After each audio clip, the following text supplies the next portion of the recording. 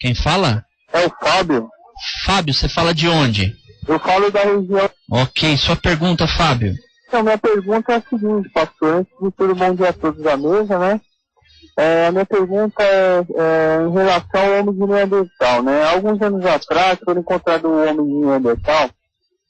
E em 2006 eles fizeram uma pesquisa genética, um mapeamento, que a conclusão foi a seguinte: que esse homem, na verdade, não faz parte da família dos Homo sapiens. Okay. Ele realmente é uma outra espécie de ser. No caso, seria um parente próximo nosso. E foi encontrado, inclusive, nos sítios, né, que foram encontrados os fósseis dele, percebeu-se que ele é muito mais robusto, ele seria um ser muito mais forte do que o Homo sapiens, muito embora a capacidade intelectual bem menor. Ok, sua pergunta, Fábio? Para concluir a pergunta é a seguinte: devido a essa descoberta científica, o mapeamento genético e essa diferença que foi encontrada, a ciência pode ser considerada do diabo?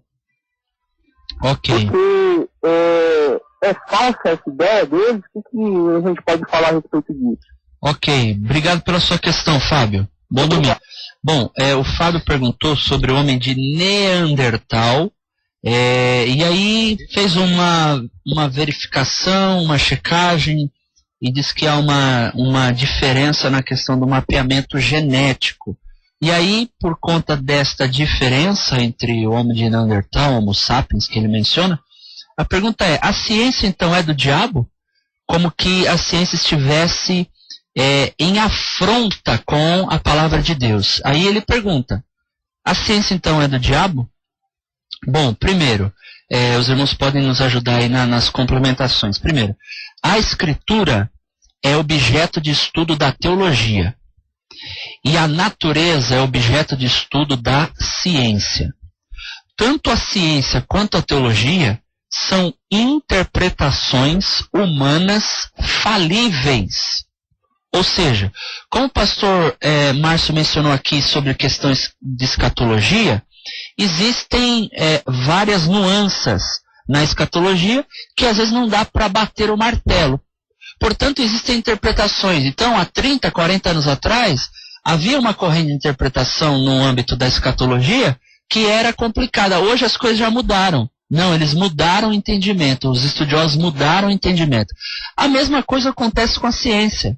Há 100 anos atrás, a visão limitada de um determinado assunto ou ramo dentro da ciência, que eles se manifestavam de tal forma. Hoje, com o avanço da tecnologia, eles mudaram a questão.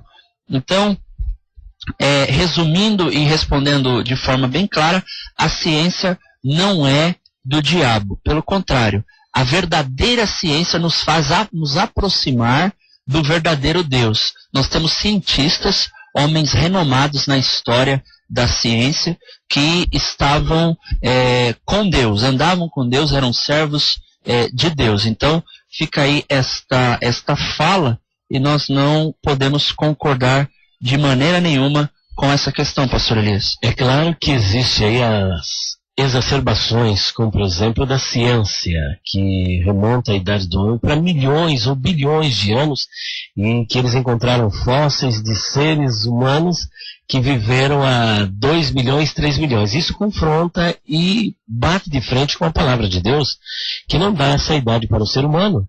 E nós temos, por exemplo, que a morte passou a existir somente a partir do pecado. Até então, não existia morte.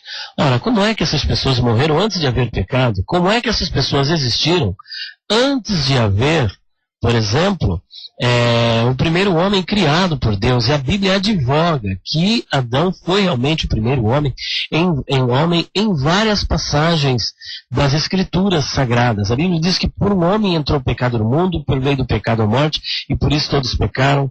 Nós temos também em 1 Coríntios, capítulo 15, versículo 45, onde a Bíblia fazendo referência a Adão, diz que ele é o primeiro homem Adão. Então, quando a ciência, essa dita ciência, ela apresenta a existência de seres humanos antes daquele que Deus criou, deve ser posta em dúvida e não deve ser crida nessa fala da ciência. Ok, o Douglas fez uma pergunta sobre oração. Alguém se recorda?